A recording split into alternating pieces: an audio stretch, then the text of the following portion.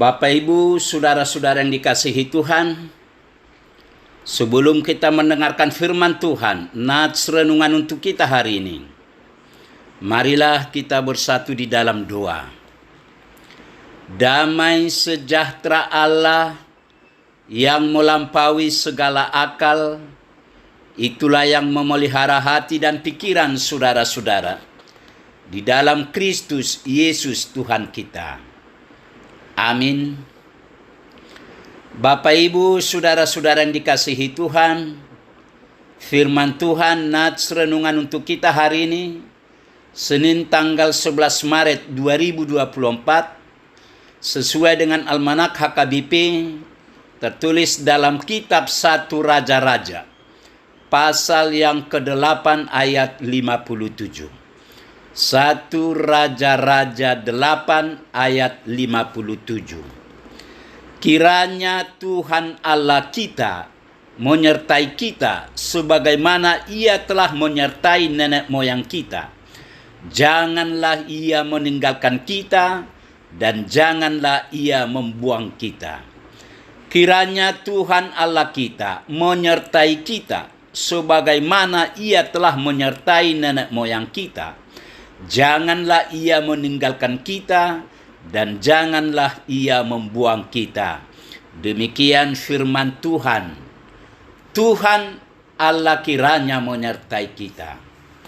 Saudara-saudara yang dikasihi Tuhan, nats renungan kita hari ini adalah bagian akhir atau bagian penutup dari kisah atau prosesi penahbisan bait suci.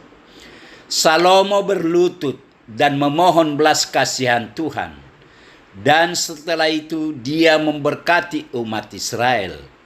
Salomo memuji Tuhan karena tidak ada satupun janji Tuhan kepada Musa yang tidak digenapi. Sekarang Israel telah memiliki tempat sendiri, kedamaian, kemenangan atas musuh-musuhnya, dan telah memiliki bait Allah. Ini semua adalah penggenapan janji-janji yang Tuhan sudah janjikan kepada Musa. Tuhan menjanjikan kepada Musa bahwa Dia akan membebaskan Israel keluar dari Mesir dan memberikan tanah yang berlimpah-limpah susu dan madunya. Bisa kita baca dalam kitab Keluaran 3 ayat 8.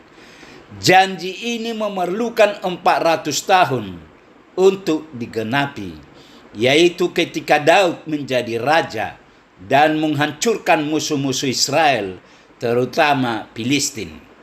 Dari zaman Daudlah, Israel benar-benar mewarisi negeri itu tanpa ada ancaman apapun dari penduduk asli Kanan. Bahkan hingga Israel pecah dan terbuang, Israel tidak lagi ditaklukkan oleh orang-orang Kanan. Kemudian Tuhan juga berjanji akan menunjukkan tempat untuk Israel boleh beribadah. Bisa kita baca dalam kitab Ulangan pasal yang ke-12 ayat 5-7.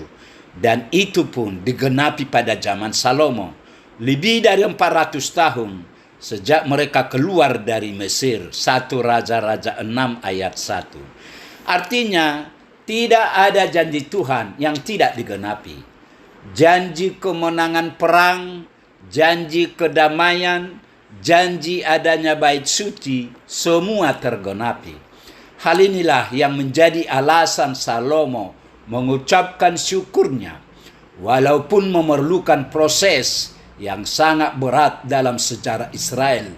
Pada akhirnya, Tuhan benar-benar memberikan kedamaian dan tempat ibadah kepada mereka di tanah yang dipilih oleh Tuhan.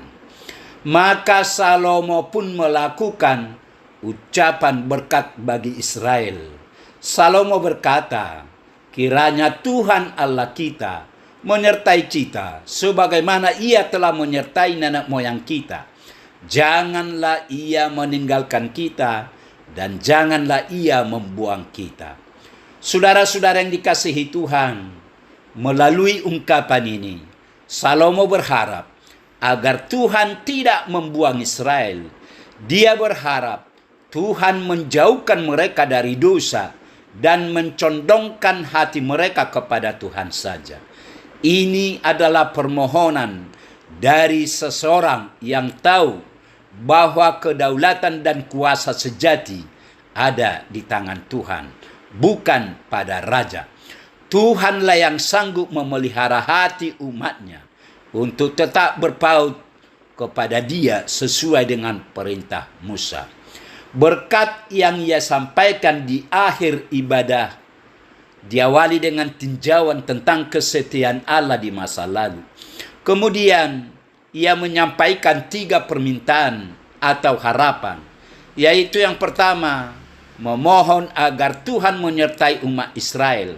Kedua, memohon agar Tuhan membuat hati umatnya condong untuk hidup dalam ketaatan terhadap perintah, ketetapan, dan peraturannya. Ketiga, memohon agar Tuhan menyimpan kedua permintaan di atas dalam hatinya. Artinya, hanya kepada Tuhanlah Salomo meletakkan pengharapannya, permohonannya, bukan kepada raja, kepada yang kuat dan orang berada, namun hanya kepada Tuhan. Motif Raja Salomo menyampaikan ketiga permohonan di atas adalah agar segala bangsa di bumi mengetahui bahwa Tuhanlah Allah dan tidak ada yang lain. Saudara-saudara yang dikasihi Tuhan, orang-orang pada masa kini sering meletakkan jaminan pada asuransi, materi, kekuatan, atau hal-hal lain yang dipandang dapat dijadikan sebagai pegangan. Padahal itu semua semu, sementara, tidak ada yang kekal. Untuk itu, marilah kita contoh Raja Salomo. Dia hanya mengandalkan Tuhan. Artinya, sebagaimana nats renungan kita hari ini, pilihan terbaik kita adalah mempercayakan seluruh jaminan hidup kita dalam pemeliharaan Tuhan. Tidak ada jaminan lain yang lebih pasti selain dari Tuhan. Karena itu, mari pastikan hidup kita bergantung pada Tuhan. Amin. Marilah kita berdoa. Bapa di surga, Bapa yang kami kenal dalam Yesus Kristus, terima kasih Tuhan atas kasih setia Tuhan. Pagi ini kami telah mendengarkan sebagian dari firman Tuhan. Berkatilah firman-Mu ini ya Tuhan, agar firman-Mu ini menjadi terang bagi hidup kami. Terima kasih Tuhan, dalam Yesus kami berdoa. Amin.